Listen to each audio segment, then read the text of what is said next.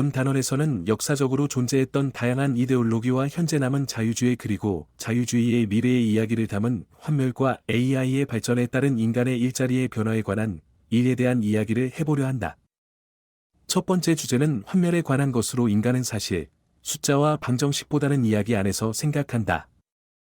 20세기 동안 글로벌 엘리트들은 파시즘, 공산주의, 자유주의의 이야기를 만들었고, 그것으로 모든 과거를 설명하고 전 세계의 미래를 예측할 수 있다고 주장했다.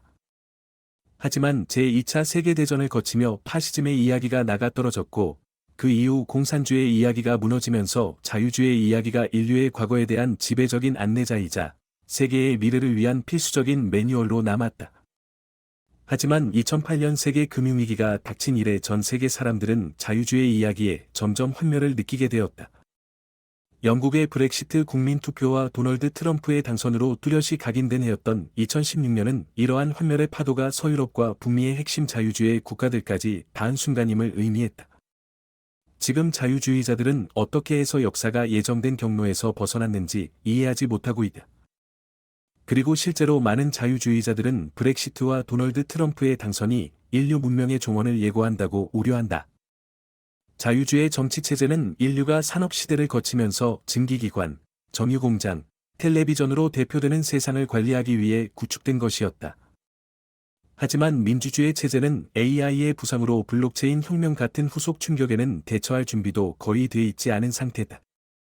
하지만 이보다 훨씬 더 중요한 것은 정보기술과 생명기술 분야의 쌍둥이 혁명은 경제와 사회뿐 아니라 신체와 정신까지 재구성할 수 있다는 점이다. 과거 우리 인간은 바깥 세계를 지배하는 법을 터득해왔다. 하지만 우리 내부 세계에 대한 지배력은 미미했다. 모기가 귀 속에서 앵앵거려 잠을 방해하는 모기를 잡는 법은 알았지만 머릿속에서 생각이 웽웽거려 밤잠을 설칠 때는 우리 대부분이 그런 생각을 죽이는 법을 몰랐다. 하지만 생명기술과 정보기술의 혁명을 통해 우리는 뇌를 설계하고 삶을 연장하고 우리의 생각도 임의로 죽이는 법까지 터득할 것이야. 하지만 그 결과가 어떨지는 아무도 모른다. 인간은 언제나 도구를 현명하게 사용하는 것보다 발명하는데 훨씬 뛰어났기 때문이다. 이와 마찬가지로 우리 정신의 흐름을 바꿔놓는 일은 그것이 개인의 심리나 우리 사회 체계에 어떤 결과를 예측하는 것보다 쉬울 것이야. 1990년대 초까지 사상들과 정치인들은 하나같이 이 역사의 종언을 반겼다. 확신에 찬 목소리로 과거의 정치적, 경제적 문제는 다 해결됐으며 민주주의와 인권, 자유시장과 정부의 복지 서비스로 재단장한 자유주의 패키지야말로 여전히 유일한 해법이라고 주장했다. 하지만 역사는 끝나지 않았다. 이번에 자유주의 이야기가 마주한 상대는 제국주의나 공산주의처럼 일관된 이데올로기를 가진 적수가 아니다. 20세기의 주요 운동은 전 인류를 위한 미래 청사진이 있었던 데 반해 도널드 트럼프는 그런 것을 제시하지 않는다. 마찬가지로 영국 브렉시트 지지자들도 분리된 영국의 미래를 위한 별다른 계획이 없다. 트럼프와 브렉시트의 지지자들 대부분은 자유주의 패키지를 전면 거부한 게 아니다. 주로 세계화에 대한 믿음을 잃었을 뿐이다. 그들은 여전히 민주주의와 자유시장, 인권, 사회적 책임을 믿는다. 하지만 이런 좋은 생각들도 국경에서는 제한될 수 있다고 생각한다. 이렇게 본다면 현재 겪고 있는 믿음의 위기는 이전 사례에 비하면 덜 심각한 것일 수 있다. 그리고 결국 인류는 자유주의의 이야기를 포기하지 않을 것이다. 다른 대안이 없기 때문이다. 하지만 자유주의와 공산주의 모두 이제 신임을 잃었다면 인류는 하나의 전 지구적 이야기라는 생각 자체를 포기해야 할까? 결론적으로 우리에게 남겨진 과업은 세계를 위한 갱신된 이야기를 만드는 것이다. 산업혁명의 격동이 20세기에 참신한 이데올로기를 낳은 것처럼 다가오는 생명기술과 정보기술 혁명을 맞이해서도 새로운 청사진이 필요할 것으로 보인다. 우리는 여전히 환멸과 분노의 허무주의적 순간 속에 있다. 그래서 그 다음은 무엇이란 말인가? 그 첫걸음은 어둠의 예언을 진정시키고 공황 상태에서 당혹으로 전환하는 것이다. 당혹은 보다 겸허하다. 그래서 보다 명민하다. 만약 거리로 달려나가 종말의 날이 왔다. 라고 외치고 싶다면 자신에게 이렇게 말해보라. 아니야, 사실은 내가 세상이 어떻게 돌아가는지 이해하지 못하는 것뿐이야. 우리는 지난 수십 년간 신경과학과 행동경제학 같은 분야에서 이룩한 연구를 통해 모든 것에 대한 우리의 선택이 아주 짧은 순간에 확률을 계산하는 수십억 개의 뉴런에서 비롯하는 것임을 알게 돼. 인간의 직관이라고 과시해온 것이 사실은 패턴 인식으로 드러난 것이다. 이 말은 AI가 그동안 직관이 필요하다고 여겨져 온 업무에서도 인간을 능가할 수 있다는 뜻이다. 이것뿐만 아니라 AI는 인간이 아니라서 갖는 고유한 능력인 연결성과 업데이트 가능성이라는 능력까지 있다. 인간은 개별자이기 때문에 서로서로 연결해서 모두를 최신 상태로 유지하기가 어렵다. 반면에 컴퓨터는 개별자가 아니어서 하나의 탄력적인 네트워크로 통합하기가 쉽다. 만약 세계보건기구가 새로운 질병을 파악하거나 연구소가 신약을 생산한다 해도 이런 상황을 세계 모든 의사들에게 일제히 숙지시키기란 불가능에 가깝다. 반면 AI 의사는 순식간에 업데이트할 수 있고 이 업데이트에 대한 자신들의 피드백까지 주고받을 수 있다.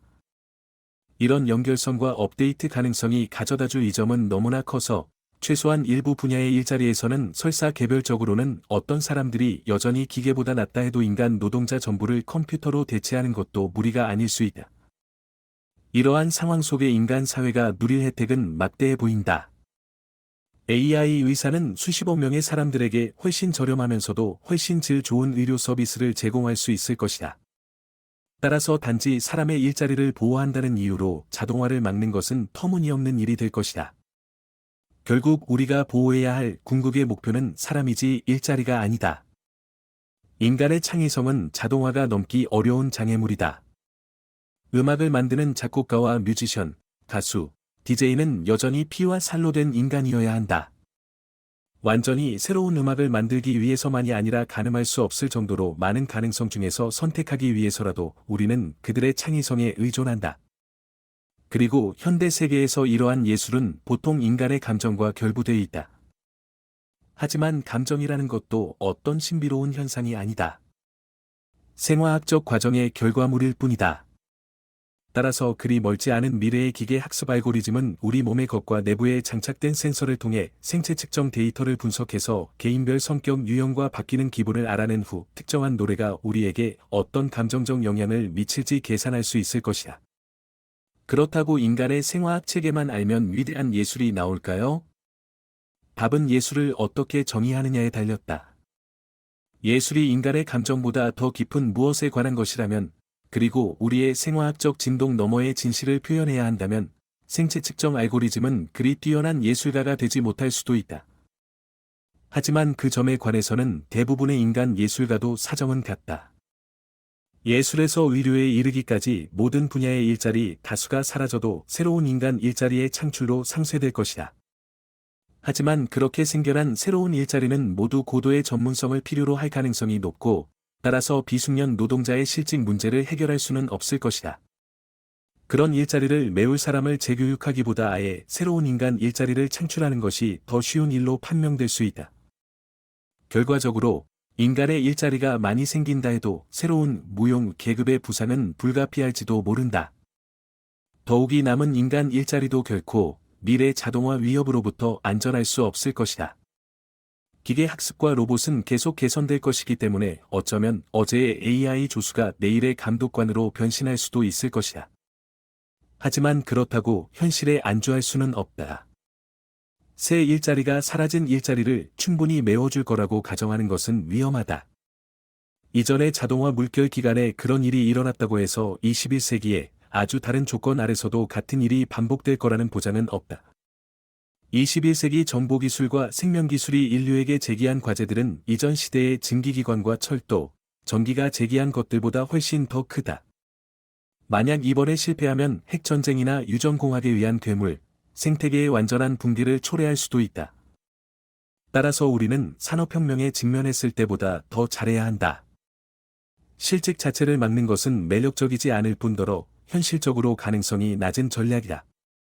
AI와 로봇에서 얻을 수 있는 막대한 긍정적 효과를 포기할 수는 없기 때문이다. AI는 앞으로도 계속 향상될 테고, 따라서 인간 고용자는 반복해서 새로운 기술을 배우고 직업을 바꿔나가야 할 것이다.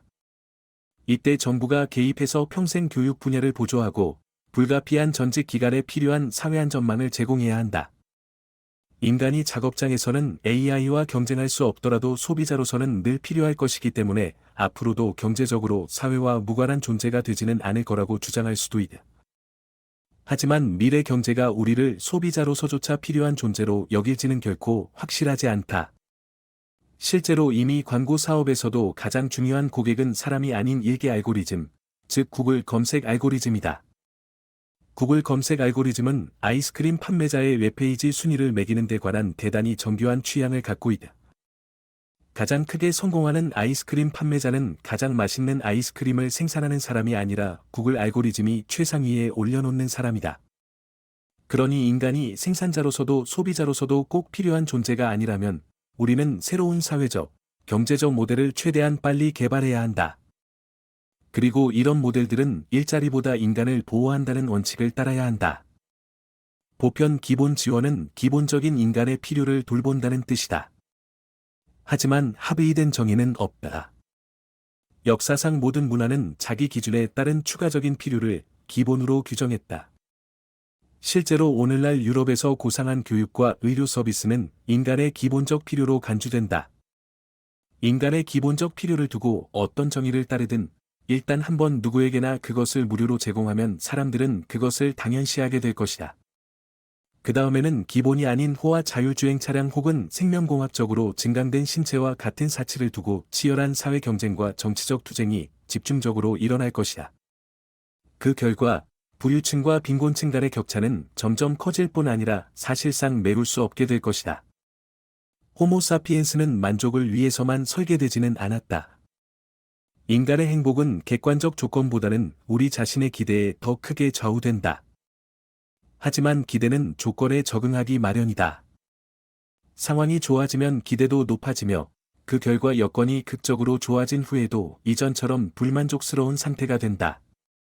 보편 기본 지원이 2050년 평균인의 객관적 조건을 개선하는 것을 목표로 한다면 성공할 가능성은 꽤 높다. 하지만 사람들이 자신의 운명에 대해 주관적으로 더 만족하는 것과 사회적 불만을 막는 것을 목표로 한다면 실패할 가능성이 높다.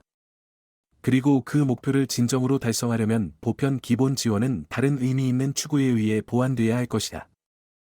아마도 조만간 국가가 그 많은 실업자들을 계속해서 지원할 수는 없을 것이다. 그러면 그들도 일을 해야 할 것이다. 하지만 만약 보편적인 경제 안전망과 더불어 강력한 공동체와 의미 있는 삶의 추구를 결합할 수만 있다면 우리가 알고리즘의 일자리를 빼앗기는 것이 실제로는 축복일 수 있다. 하지만 우리가 훨씬 더 걱정해야 할 일은 인간의 권위가 알고리즘으로 옮겨가는 것이다. 알고리즘은 자유주의 이야기에 대한 우리의 믿음을 파괴하고 디지털 독재의 부상으로 이어지는 길을 열지도 모른다.